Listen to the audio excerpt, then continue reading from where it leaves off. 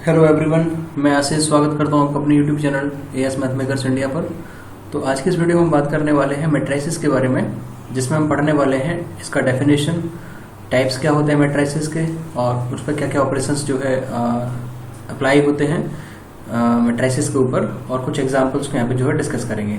तो चलिए बिना देरी के स्टार्ट करते हैं आज की इस वीडियो को। तो यहाँ पर हम डिस्कस करने वाले हैं डेफिनेशन ऑफ मैट्रिक्स के बारे में कि मैट्रिक्स होता क्या है।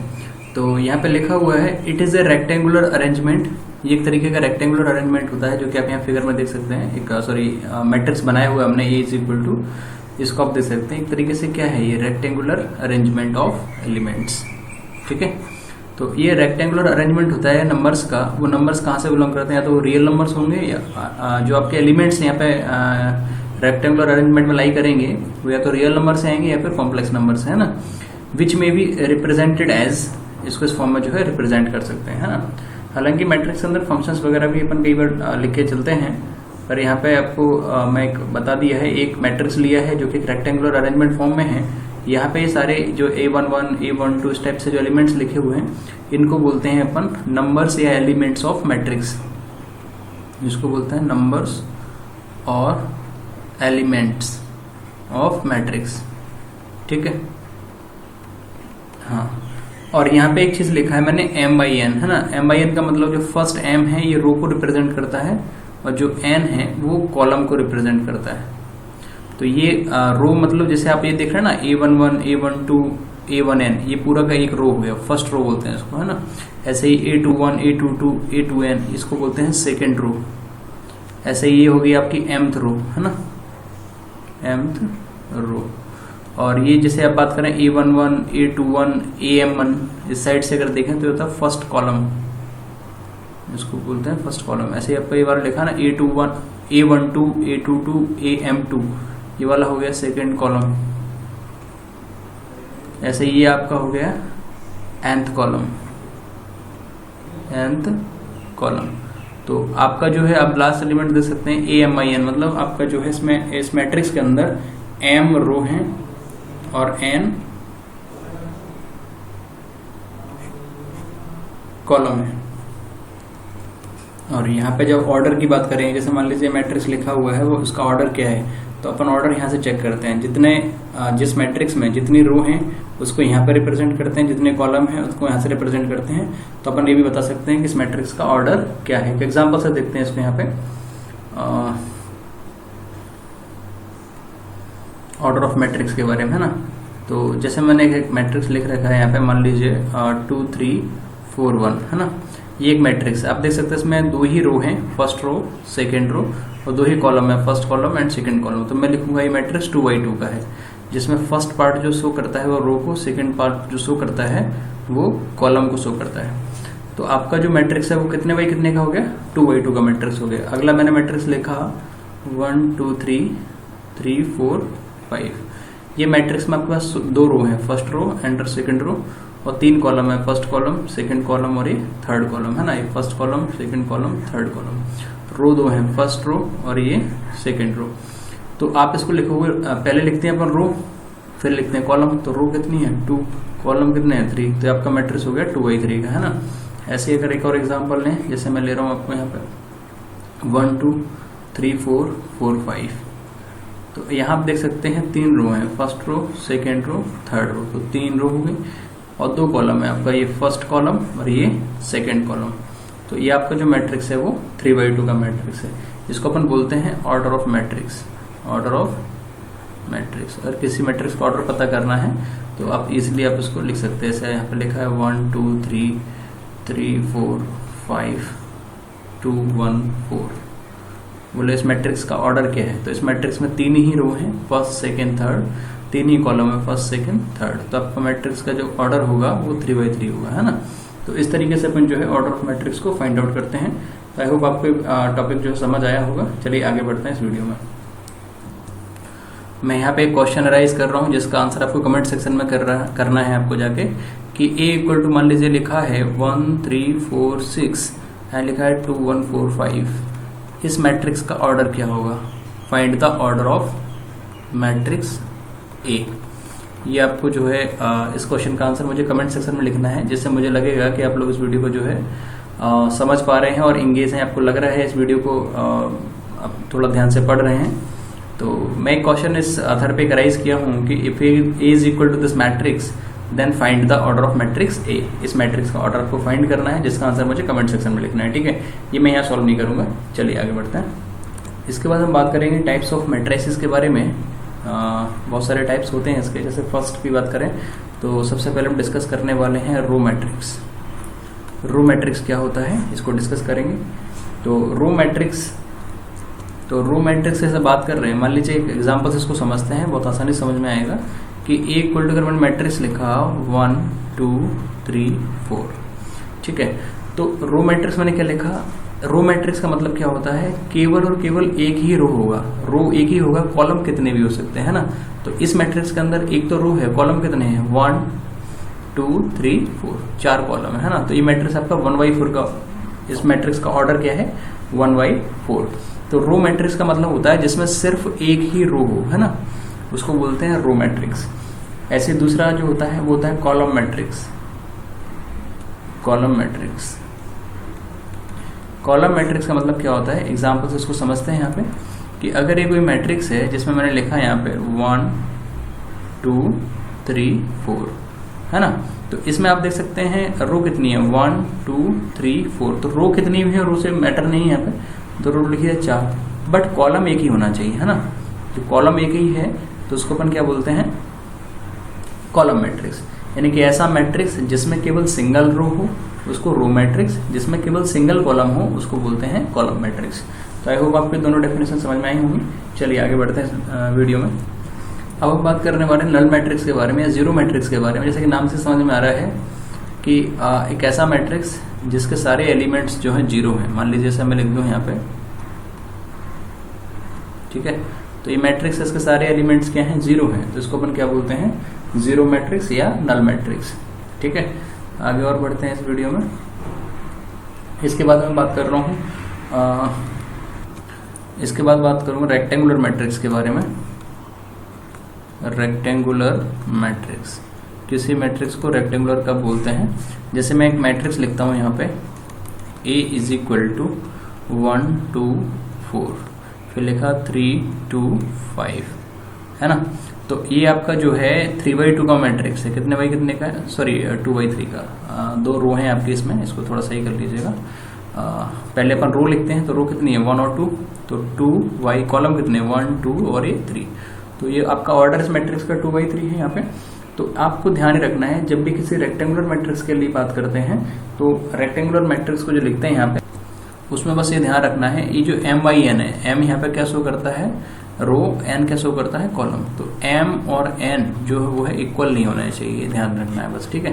तो आपका वो क्या शो करेगा रेक्टेंगुलर मैट्रिक्स, ठीक है। तो आपको समझ में आया होगा रेक्टेंगुलर मैट्रिक्स के बारे में। आइए और आगे डिस्कस करते हैं। इसका यहाँ पे एग्जाम्पल की बात करते हैं।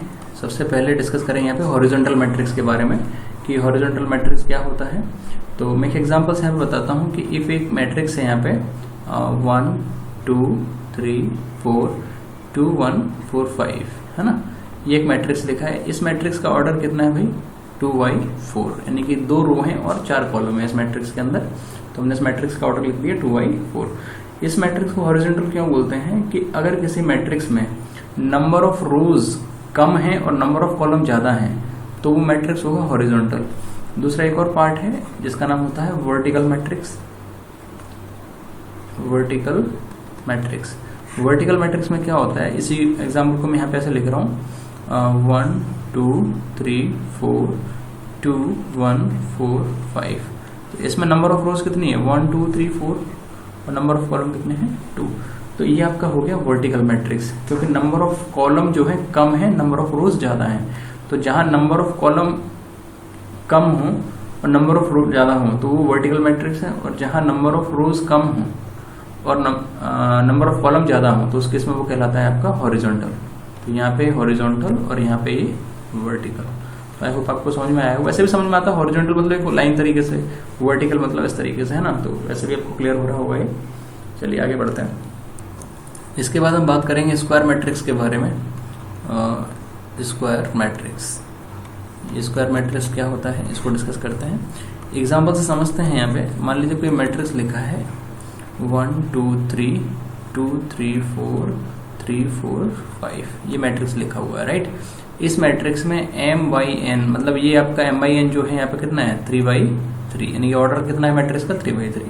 तो जब भी किसी मैट्रिक्स का रो और कॉलम इक्वल हो, यानी कि m और n इक्वल हो, मतलब ऑर्डर जैसे 3 आ रहा है, यहाँ पे भी 3 आ रहा है, तो मैट्रिक्स अगर 3/3 का है तो 3 रो और 3 ही कॉलम हो। और किसी मैट्रिक्स 3 का मतलब m और n इक्वल हो, भले ही 4/4 का मैट्रिक्स हो सकता है, 2/2 का भी हो सकता है।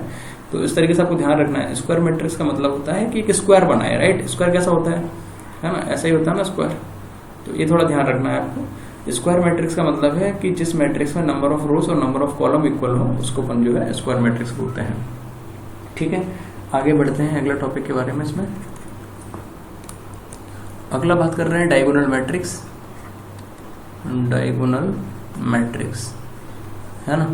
तो डायगोनल मैट्रिक्स हमेशा स्क्वायर के लिए ही डिफाइन होता है, थोड़ा ये ध्यान देना। डायगोनल मैट्रिक्स डिफाइन किसके लिए होता है, स्क्वायर के लिए। तो इसका मतलब ये है यहाँ पे डायगोनल मैट्रिक्स का सबसे पहला कंडीशन है कि स्क्वायर मैट्रिक्स होना चाहिए, राइट। फॉर एग्जांपल इसको समझते हैं कि जैसे मैंने एक मैट्रिक्स लिखा A इक्वल टू, इसको लिखा है यहाँ पे A11 0 0 0 A21 0 0 0 A3 A3 3, है ना। ये एक मैट्रिक्स लिखा हमने 3/3 का, राइट। तो जब भी हम बात कर रहे हैं डायगोनल मैट्रिक्स की, तो सबसे पहले तो स्क्वायर मैट्रिक्स होना चाहिए, क्योंकि 3/3 का मैट्रिक्स है तो स्क्वायर मैट्रिक्स है ना। दूसरी बात, जो आपका प्रिंसिपल डायगोनल है या लीडिंग डायगोनल है, आप देख पा रहे हैं ये आपका लीडिंग डायगोनल है या प्रिंसिपल डायगोनल बोलते हैं इसको। इस पे एलिमेंट्स होना चाहिए, इसके अलावा सब जगह जो है आपको 0 नजर आना चाहिए। तो अपन ऐसे मैट्रिक्स को क्या बोलते हैं, डायगोनल मैट्रिक्स। एक एग्जांपल से भी आप समझते हैं कि मान लीजिए कोई मैट्रिक्स है, मैंने 2/2 का मैट्रिक्स ले रहा हूँ यहाँ पे 1 0 0 1, ये आपका 2/2 का मैट्रिक्स है और प्रिंसिपल डायगोनल पे कितना आ रहा है 1 आ रहा है और बाकी सब जगह क्या आ रहा है 0 आ रहा है। हालांकि इसको आइडेंटिटी मैट्रिक्स भी बोलते हैं, बट यहाँ पे जो एग्जांपल है ये आपका डायगोनल मैट्रिक्स को भी शो कर रहा है। ठीक है, चलिए आगे बढ़ते हैं। अगला जो पार्ट है वो डिस्कस करने वाले हैं यूनिट और आइडेंटिटी मैट्रिक्स के बारे में। किसी मैट्रिक्स को अपन कब यूनिट या आइडेंटिटी मैट्रिक्स बोलेंगे। तो थोड़ी देर पहले मैंने एक एग्जांपल दिया था कि अगर A इक्वल टू यहाँ पे लिखा हो 1 0 0 0 1 0, चूंकि मैंने एग्जांपल 2/2 का मैट्रिक्स का दिया था, मैं 3/3 का मैट्रिक्स लिख रहा हूँ। तो ये आपका प्रिंसिपल डायगोनल है। तो सबसे पहले तो आपका यूनिट मैट्रिक्स या आइडेंटिटी मैट्रिक्स से बात करते हैं तो वो स्क्वायर मैट्रिक्स होना चाहिए, इट इज कंपलसरी, है ना। स्क्वायर मैट्रिक्स, है ना। आइडेंटिटी मैट्रिक्स या यूनिट मैट्रिक्स को डिफाइन करते हैं तो मैट्रिक्स आपका स्क्वायर होना चाहिए। तो जो आपका लीडिंग डायगोनल है, लीडिंग डायगोनल पे सब जगह क्या आना चाहिए 1 आना चाहिए और बाकी सब जगह जो है क्या आना चाहिए 0 आना चाहिए। तो लीडिंग डायगोनल पे 1, बाकी सब जगह 0, तो उसको अपन बोलते हैं यूनिट मैट्रिक्स या आइडेंटिटी मैट्रिक्स। ठीक है, दूसरा एक एग्जाम्पल और ले लेते हैं 2/2 के मैट्रिक्स का, जो कि होता है आपका 1 0 0 1। आप देख सकते हैं दोनों मैट्रिक्स, यहाँ पे 3/3 का यानी कि स्क्वायर मैट्रिक्स है, ये 2/2 का ये भी स्क्वायर मैट्रिक्स है और प्रिंसिपल डायगोनल पे आपका जो है 1 आ रहा है और रिमेनिंग सब जगह 0 आ रहा है। तो अपन इसको बोलते हैं आइडेंटिटी मैट्रिक्स। अगला एक टॉपिक यहाँ पे डिफाइन करने वाले हैं स्केलर मैट्रिक्स। स्केलर मैट्रिक्स, है ना। तो स्केलर मैट्रिक्स जब भी बात करेंगे तो मैट्रिक्स पे आपका स्क्वायर मैट्रिक्स होना चाहिए, इट इज कंपलसरी, है ना। एग्जाम्पल से इसको समझते हैं कि मैंने A इक्वल टू लिखा 2 0 0 0 2 0 0 0 2। तो स्केलर मैट्रिक्स में भी आपको ये ध्यान रखना पड़ेगा कि आपका जो लीडिंग डायगोनल है उस पर सारी वैल्यूज सेम होना चाहिए, राइट। जैसे कि 2 2 2 सब जगह नजर आ रहा है और रिमेनिंग सब जगह जो है 0 नजर आ रहा है। और ये मैट्रिक्स आपका स्क्वायर भी है ना, 3/3 का मैट्रिक्स है।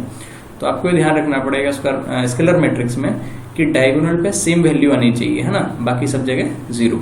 अब आप कहेंगे सर अभी थोड़ी देर पहले हमने आइडेंटिटी मैट्रिक्स पढ़ा 1 1 1 आ रहा था, तो वो भी स्केलर मैट्रिक्स है। यस, 1 आप ले सकते हैं, आगे कोई दिक्कत नहीं। ऐसे आप 3 भी ले सकते हैं, पर आइडेंटिटी मैट्रिक्स में आप 2 नहीं ले सकते यहाँ पे, है ना। ऐसे 3 नहीं ले सकते, ये आपको ध्यान रखना पड़ेगा, है ना। लेकिन जब आप इससे 2 बाहर निकालेंगे तो आप इसको जो है आइडेंटिटी मैट्रिक्स के फॉर्म में लिख सकते हैं। तो इस तरीके से जो आपका स्केलर मैट्रिक्स को यहाँ पे रिप्रेजेंट किया जाता है कि जो आपका प्रिंसिपल डायगोनल है ना, उस सब जगह वैल्यू सेम होनी चाहिए, बाकी सब जगह वैल्यू 0 होनी चाहिए, है ना। अगला डेफिनेशन है यहाँ पे अपर ट्रायंगुलर मैट्रिक्स का। किसी मैट्रिक्स को अपन अपर ट्रायंगुलर मैट्रिक्स कब कहते हैं, तो बहुत आसानी से एग्जांपल से समझाएंगे इसको कि A इज इक्वल टू, अगर मैट्रिक्स में लिख रहा हूँ तो यहाँ पे मैं डिस्कस करने वाला हूँ अपर ट्रायंगुलर मैट्रिक्स को। तो मैंने एक एग्जांपल यहाँ पे लिया है, ये आपका 3x3 का मैट्रिक्स है, 3x3। तो अपर ट्रायंगुलर की बात कर रहे हैं तभी वो स्क्वायर मैट्रिक्स होना चाहिए, थोड़ा ध्यान रखना है पॉइंट। ये सारा का सारा जो हम डिस्कस कर रहे हैं वो स्क्वायर मैट्रिक्स के अंदर डिस्कस कर रहे हैं ना। तो अपर ट्रायंगुलर मैट्रिक्स हो गया, सारा स्क्वायर मैट्रिक्स के अंदर आता है। तो यहाँ पे हमने एग्जांपल लिया है A is equal to, first row लिखा है 2 3 4, सेकेंड रो है 0 4 5, थर्ड रो है 0 0 3। तो यहाँ पे ध्यान रखना है आपका ये प्रिंसिपल डायगोनल है 2 4 एंड 3, ये आपका प्रिंसिपल डायगोनल है। तो प्रिंसिपल डायगोनल के अगर नीचे सारी जगह 0 आ रहे हैं, है ना, तो उसको बोलते हैं अपर ट्रायंगुलर मैट्रिक्स। थोड़ा सा ये अपोजिट होता है नाम से, अपर ट्रायंगुलर मैट्रिक्स मतलब नीचे 0 आ रहे हैं तो उसको बोलते हैं अपर, है ना। दूसरा एक एग्जांपल लूँ, मैं इसी में डिफाइन कर देता हूँ लोअर ट्रायंगुलर मैट्रिक्स को, कि मैं अगर दूसरा एग्जांपल ले रहा हूँ यहाँ पे कि 2 0 0, फिर यहाँ पे जो आ जाएगा आपका अगला जो एग्जांपल लिया है 2 0 0, ये भी आपका स्क्वायर मैट्रिक्स ही है। तो 2 0 0 3 4 0 2 1 5, तो ये स्क्वायर मैट्रिक्स है पहली चीज। दूसरी बात आप देख सकते हैं जो आपका प्रिंसिपल डायगोनल है ना, उसके ऊपर सब जगह 0 आ रहे हैं, है ना। तो जब प्रिंसिपल डायगोनल के ऊपर सब जगह 0 आ रहे हैं तो उसको बोलते हैं अपन लोअर ट्रायंगुलर मैट्रिक्स, ठीक है, लोअर ट्रायंगुलर मैट्रिक्स।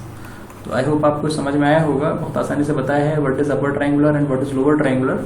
तो अपर ट्रायंगुलर आप सबसे पहले आपको क्या करना है, स्क्वायर मैट्रिक्स देखना है, उसमें आपको डायगोनल मैट्रिक्स या प्रिंसिपल डायगोनल, है ना, इसको बोलते हैं प्रिंसिपल डायगोनल, है ना।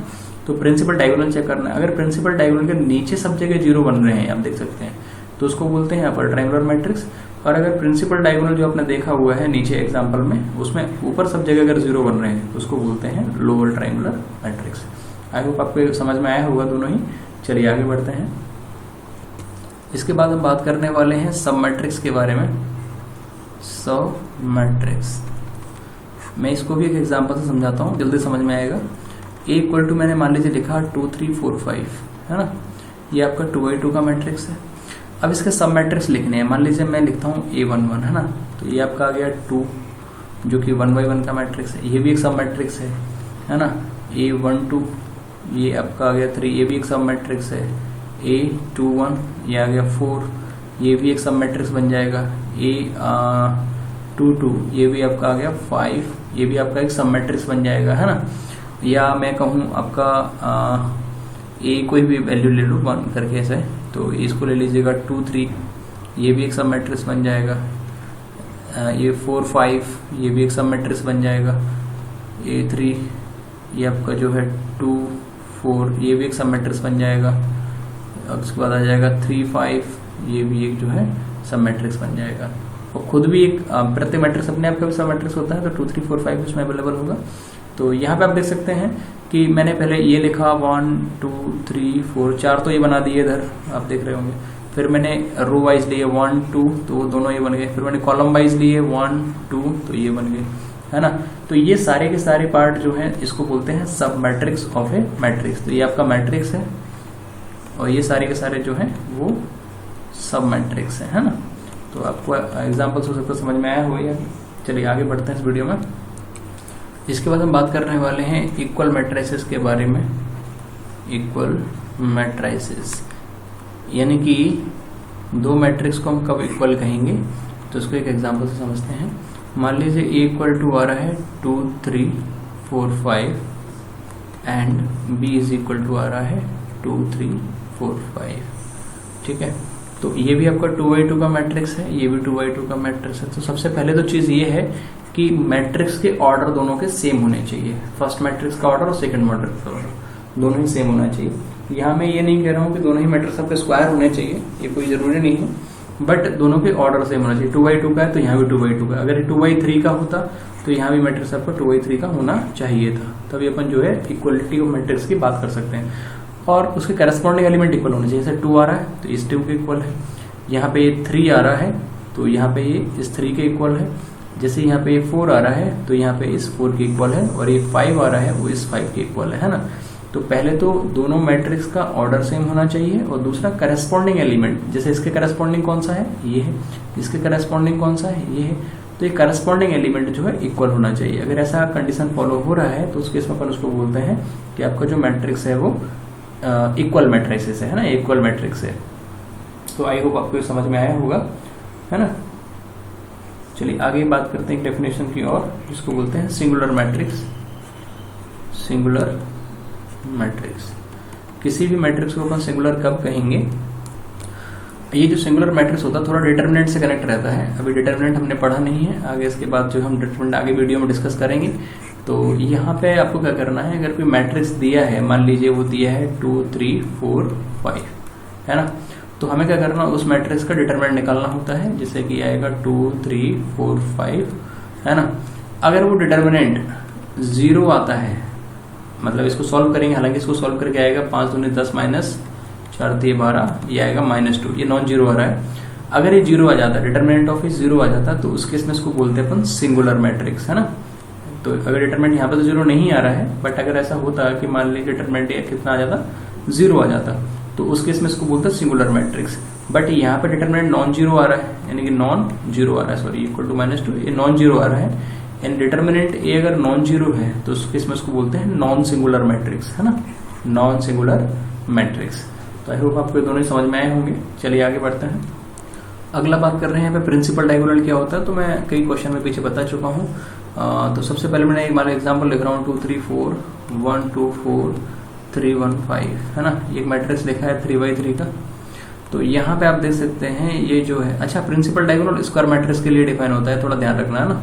आपका ऑर्डर यहाँ पे दोनों का सेम होना चाहिए, number of rose and number of column equal होना चाहिए। तो ये जो आप देख पा रहे हैं इसी को बोलते हैं अपन प्रिंसिपल डायगोनल, ठीक है। तो आई होप आपको ये डेफिनेशन समझ में आई होंगी। चलिए आगे बढ़ते हैं इस दिशा में। इसके बाद हम बात कर रहे हैं ऑपरेशंस और मैट्रिसेस। तो क्या क्या ऑपरेशंस हैं, सबसे पहले बात करेंगे एडिशन के बारे में, कि अगर दो मैट्रिक्स दिए उसको ऐड किस तरीके से करते हैं। तो इसको भी मैं एक एग्जांपल के माध्यम से यहाँ पे बताऊंगा आपको, कि मान लीजिए ये कोई मैट्रिक्स है जिसमें 2 3 4 5 हैं एलिमेंट्स हैं, और दूसरा कोई मैट्रिक्स भी है जिसमें एलिमेंट है 3 4 1 5। ध्यान ये रहे दोनों मैट्रिक्स का ऑर्डर जो है सेम होना चाहिए। सेम का मतलब ऐसा नहीं है 2x2 यहाँ पे आ रहा है तो यहाँ पे भी 2x2, सॉरी 2x2 ही आना चाहिए, यहाँ पे भी 2x2 आना चाहिए, इसका मतलब ये नहीं है। यहाँ पे स्क्वायर मैट्रिक्स है, ठीक है, बट आपको क्या करना है, ये ध्यान रखना है कि जैसे इस मैट्रिक्स का ऑर्डर 2x2 है तो इस मैट्रिक्स का ऑर्डर भी 2x2 होना चाहिए। मान लो इस मैट्रिक्स का ऑर्डर 2x3 होता तो इस मैट्रिक्स का ऑर्डर भी 2x3 ही चाहिए होगा मैट्रिक्स को ऐड करने के लिए। समझ में आ रहा है।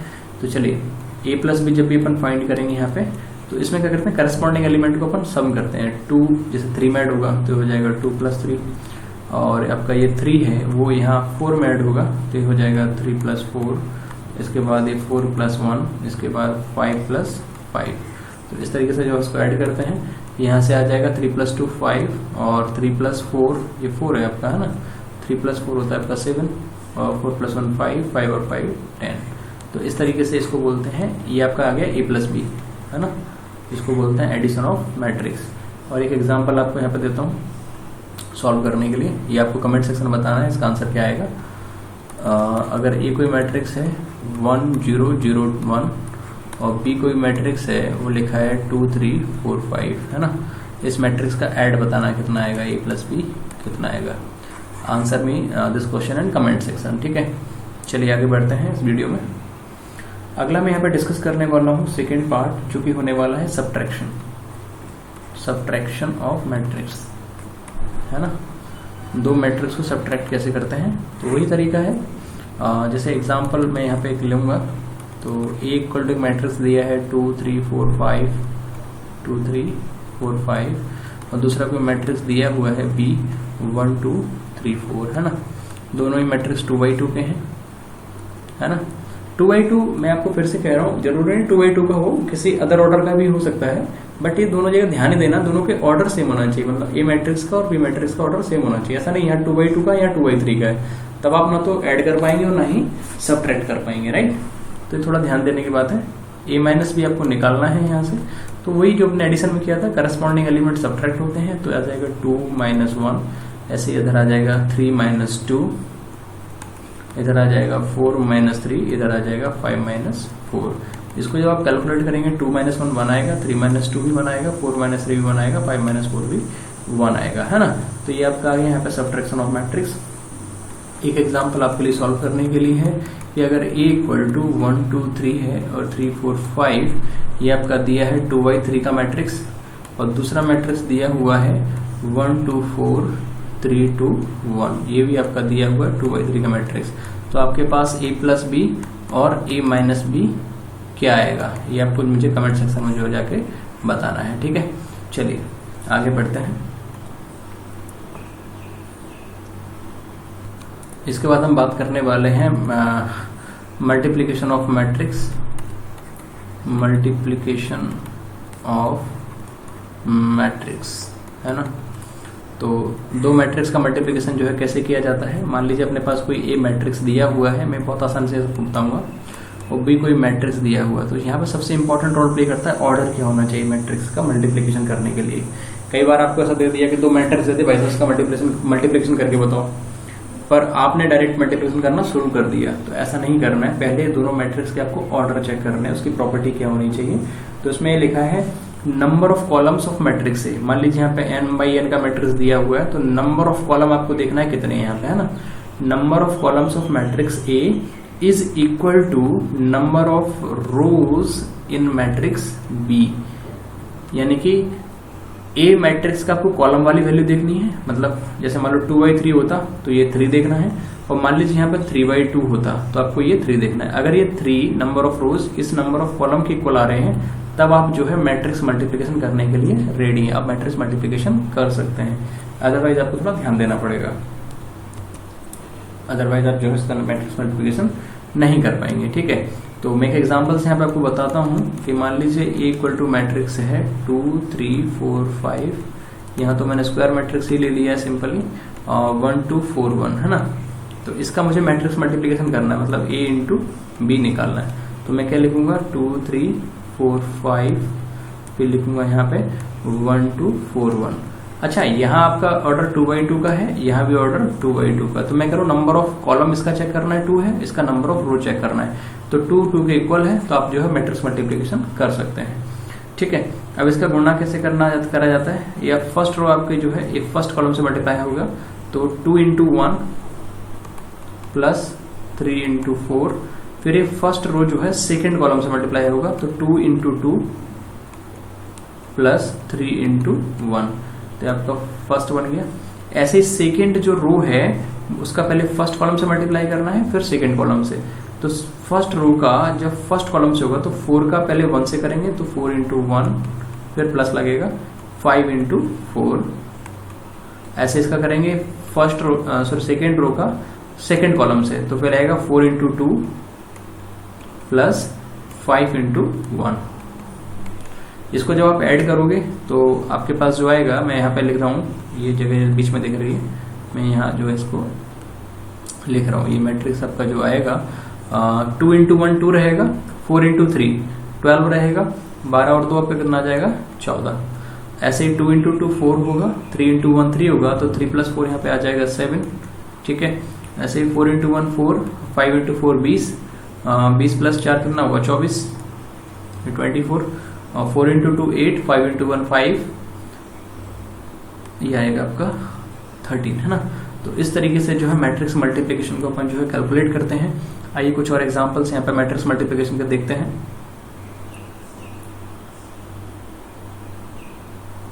तो मैं एक एग्जांपल यहाँ पे लिख रहा हूँ कि मान लीजिए ये कोई मैट्रिक्स है 2 3 4 1 2 3, ठीक है। तो यहाँ पे हमने दो मैट्रिक्स लिखे हैं, एक मैट्रिक्स लिखा है 2/3 का, दूसरा मैट्रिक्स लिखा 3/3 का। तो भाई साहब आपको यहाँ पे ये चेक करना पड़ेगा, दोनों मैट्रिक्स में जो मैंने प्रॉपर्टी बताई थी कि इस मैट्रिक्स में आपको चेक करना है इस मैट्रिक्स में कितने कॉलम है, तो 1 2 3 कॉलम है, और इस मैट्रिक्स में चेक करना रो कितनी है ना, तो ये रो यहाँ पे कितनी है 3, तो 3 3 के इक्वल आता है। तो मेरा सिंपल से कहने का मतलब है, अगर ए मैट्रिक्स में number of column B matrix के नंबर ऑफ रो के अगर इक्वल आता है, तभी आप मैट्रिक्स का मल्टीप्लिकेशन कर सकते हैं। तो यहाँ पे अगर आप देख सकते हैं नंबर ऑफ कॉलम 3 है, नंबर ऑफ रोज भी 3 है, तो आप इसका जो है मल्टीप्लिकेशन कर पाएंगे। देखिए कैसे करते हैं यहाँ पे a इंटू बी, तो यहाँ पे फर्स्ट रो जो है इसका हम पूरा first column, second column, third column से मल्टीप्लाई करेंगे। पहले फर्स्ट रो का फर्स्ट कॉलम से मल्टीप्लाई करेंगे। कैसे? 2 का करेंगे 1 से, तो 2 इंटू 1 प्लस 3 का करेंगे अपन जो है 2 से, तो 3 इंटू 2। फिर अपन जो है 4 का करेंगे इस 3 से, तो 4 इंटू 3 कितना आएगा, प्लस लगा के करना है ना, 4 इंटू 3 ऐसे लिख दो, है ना। तो आपका फर्स्ट रो का फर्स्ट कॉलम के साथ मल्टीप्लाई करना है, हो चुका है। सिमिलरली आपको सेकंड कॉलम से करना है, तो मैं इसको डायरेक्ट लिख रहा हूँ। 2 इंटू 2 4 आ गया, फिर 3 इंटू 1 प्लस 3, 4 इंटू 1 प्लस 4, है ना। ऐसे ही फर्स्ट रो का थर्ड कॉलम से जब मैं करूंगा तो 2 इंटू 3 6, 3 इंटू 5 15, 4 इंटू 2 ये हो गया 8। अब आपका जो है फर्स्ट रो का तीनों कॉलम से मल्टीप्लाई हो चुका है। अब आपको क्या करना है, सेकेंड रो का तीनों कॉलम से मल्टीप्लाई करना है। तो पहले 1 का इस 1 से होगा, तो 1 इंटू 1 1 ही रहेगा, प्लस फिर इस 2 का इस 2 से मल्टीप्लाई होगा, 2 2 से होता है 4, फिर प्लस 3 इंटू 3 होगा, 3 तरह का होता है 9। यहाँ पे फिर 1 का जो है 2 से होगा, तो 1 इंटू 2 आ जाएगा 2, फिर इस 2 का इस 1 से होगा, 2 इंटू 1 2 होता है, फिर 3 का 1 से होगा तो 3 होता है। फिर सेकेंड रो का थर्ड कॉलम से करेंगे यहाँ पे, है ना। तो 1 इंटू 3 आपका आएगा 3, 2 इंटू 5 होता है 10, 3 इंटू 2 होता है 6। तो इसको अपन कैलकुलेट करेंगे, ये आएगा आपका 2, 3 और 2 होता है 6, 3 दूनी 6 और 4 3 12, 12 और 6 18 और 2 20 यानी 20, और ये आ जाएगा 4 और 4 8 और 3 11, ये आ जाएगा 15, 5 20 21 और 8 29। ठीक है, यहाँ पे आएगा 9 और 1 10 और 4 14, 3 और 2 5 और 2 7, 10 और 6 16 और 3 19। तो ये जो है आपका आ गया मैट्रिक्स मल्टीप्लिकेशन, है ना। तो आई होप आपको समझ में आया होगा किस तरीके से जो है मैट्रिक्स का मल्टीप्लिकेशन किया जाता है। तो इस वीडियो में सिर्फ इतना ही रखेंगे। आपकी कुछ वीडियो जो है आपको इस आधार पर बताएंगे कि भाई कैसे मैट्रिक्स मल्टीप्लिकेशन वगैरह, इसके एग्जांपल्स कैसे हो सकते हैं, बहुत सारा डिस्कस करेंगे इस मैट्रिसेस की सीरीज में। तो आज की इस वीडियो में सिर्फ इतना ही। अगर आपको कोई क्वेरी या डाउट इस वीडियो के अंदर लगा हो तो आप मुझे कमेंट सेक्शन में लिख सकते हैं, वहाँ आंसर मैं वहाँ पर आपको जो है आंसर करने की कोशिश करूंगा। चलिए, thanks for watching this video, thank you.